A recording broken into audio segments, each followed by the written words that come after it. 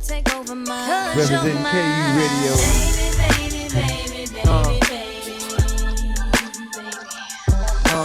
Baby, baby, baby, baby, baby. I love it when I hear your name. Got me saying, baby, baby, baby, baby. This right here is the Yale Opportunity Demand Action Show here at KU Radio, the best station in the land. Okay, a little bit biased. Hey, I don't care. We got a keynote speaker, y'all, coming into town. He's a PhD professor, okay? And he's going to be talking about articulate while black. Let that sink in. Okay. Right here at the University of Utah at the Kowalski Community Meeting Room 155A. Okay, make sure y'all go down there and support that. Get some knowledge and share it with a friend or two or three. Or if you're on Facebook, millions.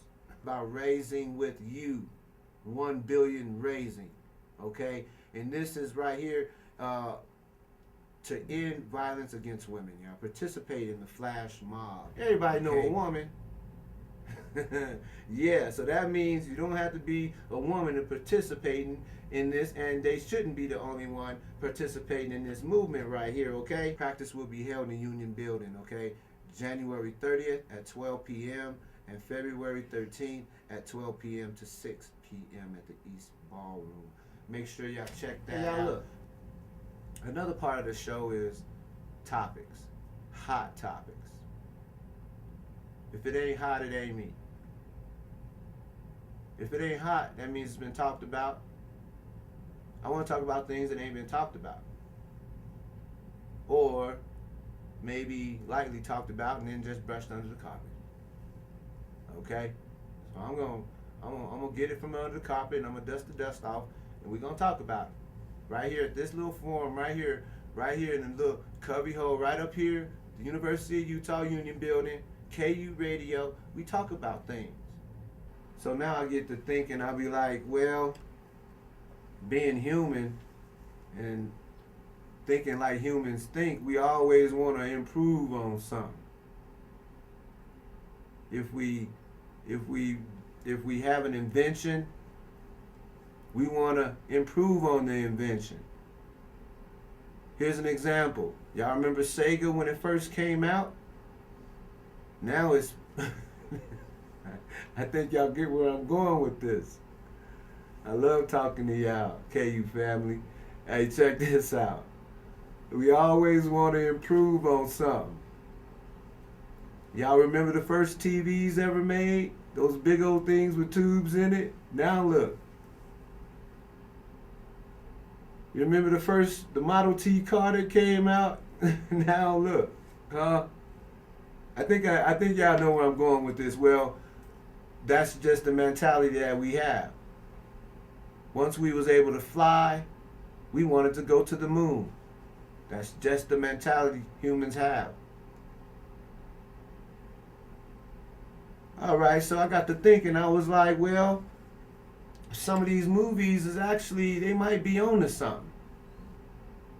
You always see a movie where somebody decides to make the perfect soldier, right? And then that perfect soldier is obedient and it does everything it needs to do. It's trained, it's qualified, physically, mentally, and emotionally. So I'm thinking somebody's gonna be sitting back and be like, you know what, for real, why send all of our American boys over there to fight when we can make clones? I believe clones in the future will be disposable workers. I believe clones will be bred and grown and cultivated for body parts.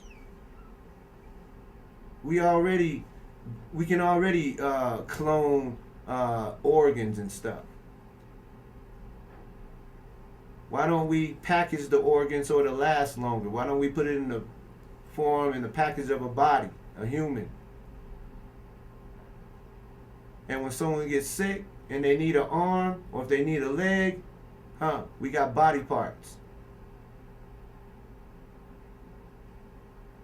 Let's say there's some dangerous jobs out there. Mining for certain materials, with gases that can kill men. Well, we have disposable workers, y'all. We got clones. Send them in. Let's say we want to test out this new spaceship that's going to go to Pluto. Well, let's put a clone in there. What I'm saying is, whenever we get some kind of technology, we always want to further it. You know what? I'm going to get back to that topic at the end of the show. I'll give y'all my little Andre's wrap it up, DJ Yoda's wrap up at the end of the show on the clones. I was watching TV and what happened was one of the detectives, he was actually talking about he was actually had this murderer. And don't you know how they question them? They bring them to a room, and then they got that one window that's actually a mirror, and they interrogate, and talk to him and get him to confess. Well, this one detective was talking to this murderer, and this murderer was like, "Man, where's my lawyer at, fool? Get out of here." You know what I mean? You bug me, right? Yeah, you bug me. Get on up out of here.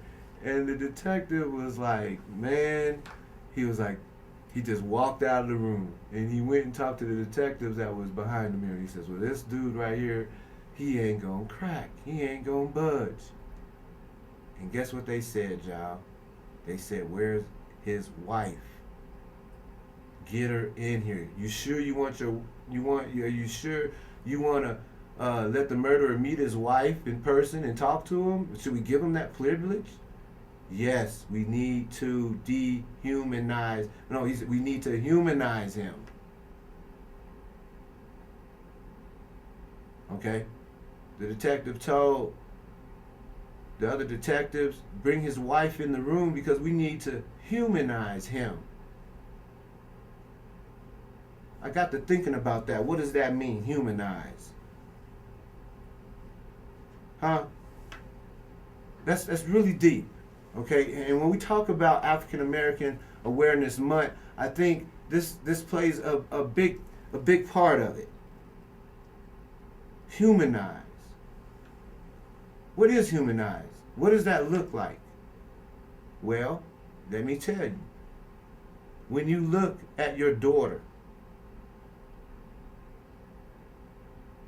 when you play with your son, when you go and you dance at your wedding with your father, when you go off to school and buy you a car with your dad, that's humanized. That's when you right there, that is the state of humanized, or you're humanized. That feeling that you have when you look in the eyes of your daughter. Now, that same feeling you need to have with every man and woman that you ever face. Okay, the detective, he brought the guy's wife, the murderer's wife, into what do you call interrogation room. And he brought his wife in there to talk to the murderer. And immediately, the murderer's face, you could just look at him. You could tell his face relaxed. His whole demeanor changed. The look in his eyes changed. He even got a little nervous and sweaty because he was excited. And he loves this woman. And that has to come through no matter what. So, once they got the love to flowing, the detective walked back in the room. And you know what? The murderer was feeling such love and the endorphins running through his brain, he actually went on ahead and admitted his wrongdoings and admitted to the murder. Stepped up to the plate.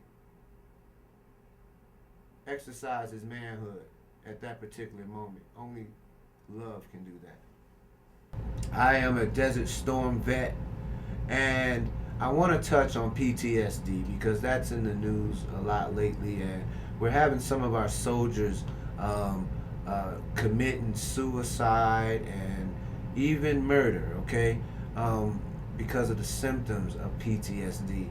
Let me break this down for y'all what PTSD actually is. It stands for post traumatic stress disorder, okay, and basically, in a nutshell, what it is have you ever been scared so bad that you almost boo-booed on yourself? Okay. Well, think about that. Think about being scared. Think about somebody playing a joke on you and really scared the heck out of you.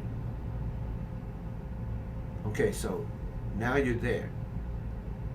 What happens in that moment is there's endorphins in your brain that are released, and it's triggering you to either fight or flight. It's triggering you to run, get out of Dodge, or put up them knuckles and throw some haymakers. That's what that's for. It's a survival. What would I call that technique for humans? If you're out there and you're walking on a nice little summer path and you're hiking and you're checking out rocks and leaves and different animals and things like that, and a bear shows up. The reason why you have this fight or flight is so you can get out of Dodge, give you that burst of energy. That's why when people run for the cops, that first 100-yard meter, it's a mug to catch them. Okay, you gotta wait for them to get tired, break the dogs out. All right, so you got this fight or flight. PTSD is when you're stuck in flight or fight all the time. So imagine being scared out of your wits, and that feeling that you get is with you constantly, daily. Alright? I just thought I would just share that with you. Alright, so we was talking about cloning. I want to wrap this up. We were talking about harvesting humans, cloned humans, for our needs. For medical reasons. If you need a heart transplant, well, with today's technology, we can grow you one. We can actually, we'll actually be able to grow a whole human here soon. So, by me being a visionary, what's going to happen? Let's say we do start cloning, and let's say let's just say a cloned American society evolves from this. Yeah, I'm gonna let that sink in. How many of y'all want y'all sons and daughters in school with clones? Yeah, I can feel it. Oh no, hey, no, my son and my daughter is not going to school and sitting next to no clone. I can hear y'all now. Over my dead body. That's not no human, that's an abomination, that's this, that's that, that's this. Remind you of something? This is African American Awareness Month. Look, I'm a visionary. If we start messing around with these clones and we start cloning people, I think it will start off as they will be disposable workers. They'll do jobs that humans don't want to do. Dangerous jobs. They're expendable. They might even get to the point where they can alter the genetics in a clone so they don't live very long. Maybe 30-year lifespan. Age, they can be an adult in 10 years, work for 20 and die. We got that type of technology, y'all. Just so that they don't become and want to come into our community, we'll put a age limit on it, a time limit. That's the type of technology we have that control. There's a disease where humans age really quick. You take that gene and you get it with another gene that's somebody who didn't age that quick, and you're gonna have people that age real quick. It's just like the Chihuahua, the hairless Chihuahua. What did we do? We took one hairless Chihuahua, bred it with another hairless Chihuahua, and they have hairless Chihuahuas. Now look, this clone community will start if we start cloning humans, okay? And I want us to think about that. Imagine clone people having to fight for civil rights. Well, I'm a clone American. What if when they go get a job application and they check clone American? We have to put that on the paperwork. Because we want to know exactly what everybody is. Are you African American? Are you Irish American? Are you clone American? We're gonna have it.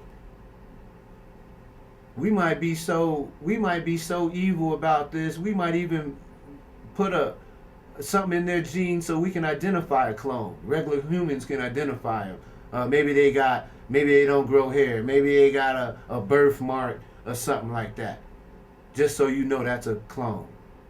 But look, that same clone got a heartbeat and blood just like you and me. What do you think a twin is? What do you think triplets are? All they are clones. You can't really get mad because you can go to the doctor right now and a young lady could be like, you know what, I want twins. And you know what? They can do nothing different but our spots as far as humanity goes, or lack of. I believe music is the key. All right, and everybody has a story to tell, even if there's cuss words in it. If you can get past the cuss words, you might hear somebody crying out, just like in a country song, or a rock song, or a blues song. Rock and roll was considered the devil's music back in the days. Now rap then took its place, and now rock is classic. But what do you think rap's gonna be? Classic. So listen to the stories, everybody. All right.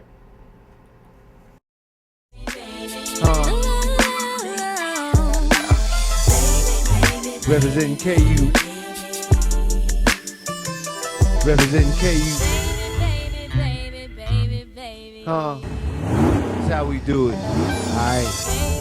We up at KU Radio doing it like this. This is DJ Yoda. I'm just at the crib.